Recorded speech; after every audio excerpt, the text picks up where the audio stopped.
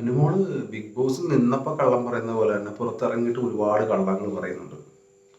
അനുമോള് പറയുന്നത് 16 ലക്ഷം രൂപയുടെ PR എന്നുള്ള കാര്യമാണ് നമ്മളെല്ലാവരും കേട്ടോണ്ടിരുന്ന ഒരു കാര്യമല്ല. അനുമോളുടെ പേരിലുള്ള വലിയൊരു അലിഗേഷൻ. അനുമോള് തന്നെ പറയുന്നത് ഞാൻ കേട്ടിട്ടുണ്ട് വീഡിയോക്കകത്ത് 20 ലക്ഷം രൂപയ്ക്ക് അവിടെ PR കൊടുത്ത ആളുണ്ടായിരുന്നു. അതുപോലെ തന്നെ അനുമോളുടെ PR ആയിട്ടുള്ള വിനു പറയുന്നുണ്ട് അവിടെ 20 ലക്ഷമല്ല, ഏറ്റവും കൂടുതൽ PR എമൗണ്ട് കൊടുത്തിരിക്കുന്ന അനീഷാണ്. അനീഷ് പബ്ലിക്കായിട്ട് തന്നെ വെളി വന്ന് പറയുന്നുണ്ട്, ഞാൻ ആർക്കും PR കൊടുത്തിട്ടില്ല, ഞാൻ ആർക്കും PR ഏൽപ്പിച്ചിട്ടില്ല. അനുമോളുടെ PR ആണ് വിനു എന്നുള്ള കാര്യം നാട്ടുകാർക്ക് മൊത്തം മനസ്സിലായിട്ടുണ്ട്. അനീഷ് പറയുന്ന കാര്യത്തിനെ ഖണ്ഡിക്കാനുള്ള ഒരു കാര്യം പോലും ഇപ്പോഴും ആർക്കും ചെയ്യാൻ പറ്റിയിട്ടില്ല. അനീഷിന് PR ഇല്ല ധൈര്യമായിട്ട് പറയുന്നുണ്ട്. അത് അവർ തെളിയിച്ച് കാണിക്കണം, അയാൾക്ക് PR ഉണ്ടോ ഇല്ലെന്ന് തെളിയിച്ച് കാണിക്കണം.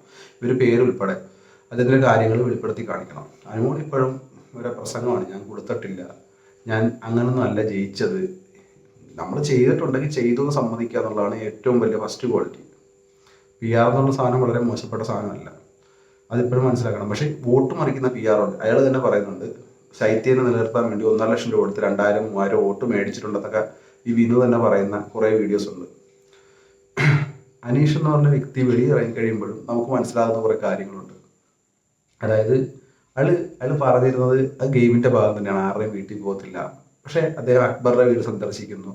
അതുപോലെ അദ്ദേഹത്തിനോട് ചോദിക്കുന്നുണ്ട് മറ്റേ ആദിലാനൂറുടെ പിറന്നാൾ സംബന്ധിച്ച് എന്താണ് വിഷ് ചെയ്തതെന്ന് ചോദിച്ചപ്പോൾ അദ്ദേഹം പറയുന്നുണ്ട് എൻ്റെ സുഹൃത്ത് ബന്ധം എന്ന് പറഞ്ഞ വ്യക്തിഗതമാണ്, ഞാൻ വിഷ് ചെയ്തോ ഇല്ലയോ എന്നുള്ളത് എൻ്റെ മാത്രം വിഷയമാണ്. കാരണം ഞാൻ അവരോട് കോൺടാക്റ്റിൽ വെക്കണമെന്ന് വെച്ചാൽ നിങ്ങളോട് പറയേണ്ട കാര്യം അത് വളരെ ഭംഗിയായിട്ട് അവർ അവതരിപ്പിച്ചിട്ടുണ്ട്. കാരണം അദ്ദേഹം ഫുള്ളായിട്ട് മീഡിയയ്ക്ക് ഞാൻ മീഡിയയുടെ മുന്നോട്ട് ഒളിക്കുന്നില്ല. കാരണം അത് പറയേണ്ട കാര്യങ്ങൾ മാത്രം പറഞ്ഞാൽ മതി. നമ്മൾ ഇങ്ങനെ കൊട്ടി കോഴിച്ചിട്ട് നടക്കണ്ട. അനുമോളെ പോലെ ഇപ്പോഴും ഫേക്കായിട്ടാണ്. കാരണം അനുമോള് വീട്ടിലിരുന്ന സമയത്ത് എന്തും വേണ്ടി കാര്യങ്ങളാണ് പറഞ്ഞിട്ട് ഞങ്ങൾ അങ്ങനെ നോക്കും, ഇങ്ങനെ നോക്കുക, അങ്ങനെ പോകും, ഇങ്ങനെ പോകും എന്നൊക്കെ പറഞ്ഞിട്ട് വെളിയിറങ്ങിയതിന് ശേഷം ഇവരെ ആരും അടുപ്പിക്കത്തില്ല.